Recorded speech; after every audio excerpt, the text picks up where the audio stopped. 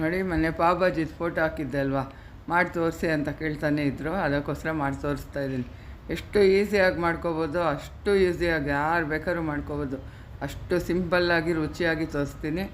ಮಾಡ್ಕೊಂಡು ನೋಡಿ. ರೆಡಿ ಪಾವೇ ತಂದಿಟ್ಟಿದ್ದೀನಿ ನಾನು. ಇದು ನೋಡಿ, ಕುಕ್ಕರ್ ಇಟ್ಬಿಟ್ಟು ಬೆಣ್ಣೆ ಒಂದು 2 ಸ್ಪೂನ್ ಅಷ್ಟು ಹಾಕ್ಕೊಂಡು ಈರುಳ್ಳಿ ದೊಡ್ಡದಾಗಿ ಕಟ್ ಮಾಡಿ ಹಾಕ್ಕೊತಾ ಇದ್ದೀನಿ. ಇದು ನೋಡಿ, ಬ್ರೋಕ್ಲಿ, ಕ್ಯಾಪ್ಸಿಕಮ್ಮು, ಇದು ನೋಡಿ ಸ್ವೀಟ್ ಕಾರ್ನು, ಟೊಮೊಟೊ, ಇವಿಷ್ಟನ್ನೂ ಹಾಕ್ತಾಯಿದ್ದೀನಿ.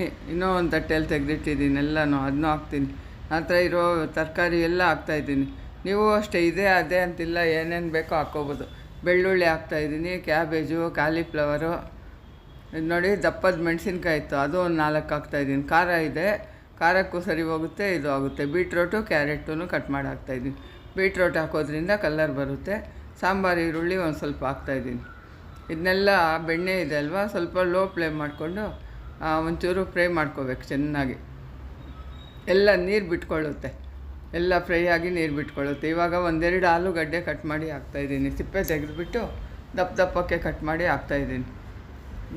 ನನಗೂ ಅಷ್ಟೇ ಎಷ್ಟು ರುಚಿಯಾಗಿ ಬಂದಿತ್ತು ಗೊತ್ತಾ, ತುಂಬ ಚೆನ್ನಾಗಿತ್ತು. ಮಾಡ್ಕೊಳ್ಳಿ, ಈಸಿ ಅಂದರೆ ಈಸಿ. ಅರಿಶಿನ ಸ್ವಲ್ಪ, Kashmir chilli powder, red chilli powder, ಧನಿಯಾ ಪೌಡ್ರು, ಜೀರಿಗೆ ಪೌಡ್ರು, ಇದು ನೋಡಿ ಪಾವ್ ಭಾಜಿ ಮಸಾಲ, ಇವಿಷ್ಟು ಹಾಕ್ಬಿಟ್ಟು ಚೆನ್ನಾಗಿ ಕಲಿಸ್ಕೋಬೇಕು.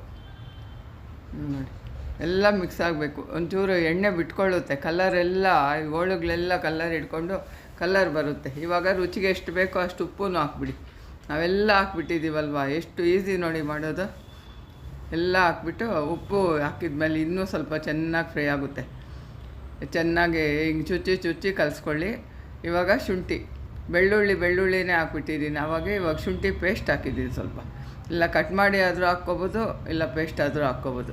ನನ್ನ ಹತ್ರ ಪೇಸ್ಟ್ ಇತ್ತು ಶುಂಠಿದು, ಅದನ್ನೇ ಹಾಕಿದ್ದೀನಿ. ಇವಾಗ ನೋಡಿ ಎಲ್ಲ ಮಿಕ್ಸ್ ಮಾಡಿ 1 ಲೋಟ ನೀರು ಹಾಕ್ತಾಯಿದ್ದೀನಿ ನಾನು.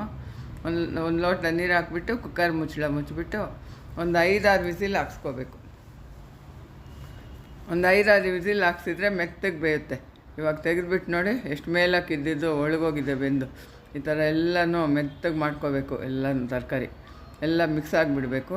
ಆ ಥರ ಮೆತ್ತಗೆ ಮಾಡ್ಕೋಬೇಕು. ಬಿಸಿ ಮೇಲೆ ಮಾಡಿಕೊಂಡ್ರೆ ಬೇಗ ಆಗಿಬಿಡುತ್ತೆ. ತಣ್ಣಗಾದ್ಮೇಲೆ ಮಾಡಬೇಡಿ, ಬಿಸಿಯಲ್ಲೇ ಮಾಡಿಬಿಡಿ. ಇವಾಗ ನೋಡಿ, ನನ್ನ ಹತ್ರ ಪನ್ನೀರ್ ಇತ್ತು ಮನೆಯಲ್ಲೇ ಮಾಡಿರೋದು, ಅದು ಸ್ವಲ್ಪ ಹಾಕ್ತಾಯಿದ್ದೀನಿ. ಹಾಕಲೇಬೇಕು ಅಂತೇನಿಲ್ಲ, ಇದ್ದರೆ ಹಾಕ್ಕೊಳ್ಳಿ, ಇಲ್ಲಾಂದರೆ ಪರವಾಗಿಲ್ಲ, ಅಷ್ಟೇನು ಸಾಕು. ಎಲ್ಲ ಚೆನ್ನಾಗಿ ಮಿಕ್ಸ್ ಮಾಡಿಬಿಟ್ಟು ಇವಾಗ ಇದಕ್ಕೆ ಒಂದು ಅರ್ಧ ಸ್ಪೂನಷ್ಟು ಬೆಣ್ಣೆ ಹಾಕ್ಕೊಂಡು ಮಿಕ್ಸ್ ಮಾಡಿ, ಚೆನ್ನಾಗಿರುತ್ತೆ. ಮೇಲೆ ಬೆಣ್ಣೆ ಹಾಕೋದ್ರಿಂದ ಫುಲ್ಲು ಟೇಸ್ಟ್ ಕೊಡುತ್ತೆ. ಇವಾಗ ಪಾವ್ ಮಾಡ್ಕೊಳ್ಳೋಣ. ಇವಾಗ ನೋಡಿ, ಇದನ್ನ ರೆಡಿದೆ ತಂದಿದ್ದಾರೆ. ತುಂಬಾ ಚೆನ್ನಾಗಿದೆ ಕ್ವಾಲಿಟಿ ಕೂಡ. ನಾನೇ ಮಾಡಿ ತೋರಿಸ್ತೀನಿ ಒಂದು ಸರ್ತಿ ಪಾವ್, ಅದು ನನಗೂ ಬರುತ್ತೆ.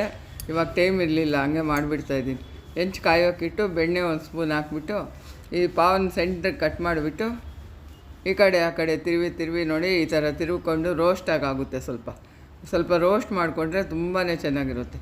ಈ ಕಡೆ ಆ ಕಡೆ ತಿರುಗ್ಕೊಳ್ಳಿ, ಕಲ್ಲರ್ ಬರೋವರೆಗೂ ತಿರುವಿ ಒಂದೇ ಕಡೆ ಬಿಟ್ಬಿಟ್ರೆ ಕಪ್ಪಗಾಗಿಬಿಡುತ್ತೆ. ಈ ಕಡೆ ಆ ಕಡೆ ತಿರುಗ್ಕೊಳ್ಳಿ. ಈ ಥರ ಸ್ವಲ್ಪನೇ ಕೆಂಪು ಆ ಥರ ಆಗಬೇಕು ರೋಸ್ಟು, ಚೆನ್ನಾಗಿರುತ್ತೆ. ಎಲ್ಲ ಈಸಿನೇ ಮಾಡ್ಕೋಬೋದು. ಅಲ್ಲಿ ನಿಂತ್ಕೊಂಡು ಮಾಡಿಕೊಡ್ಬೇಕಷ್ಟೇ. ಎಲ್ಲರೂ ಖುಷಿಯಿಂದ ತಿಂತಾಯಿದ್ರೆ ಇನ್ನೂ ಖುಷಿ ಆಗಿಬಿಡುತ್ತೆ ನಮಗೆ. ಮಾಡ್ಕೊಂಡು ನೋಡಿ, ಈ ಭಾಜಿ ಜಾಸ್ತಿ ತಗೊಂಡು ಈರುಳ್ಳಿ, ಕೊತ್ತಂಬರಿ ಸೊಪ್ಪು, ನಿಂಬೆಹಣ್ಣು ಹಾಕ್ಕೊಂಡು ತಿನ್ನಿ, ಏನು ಚೆನ್ನಾಗಿರುತ್ತೆ ಗೊತ್ತಾ. ಒಂದು ಸ್ವಲ್ಪ ಬೆಣ್ಣೆ ಕೂಡ ಹಾಕ್ಕೊಳ್ಳಿ.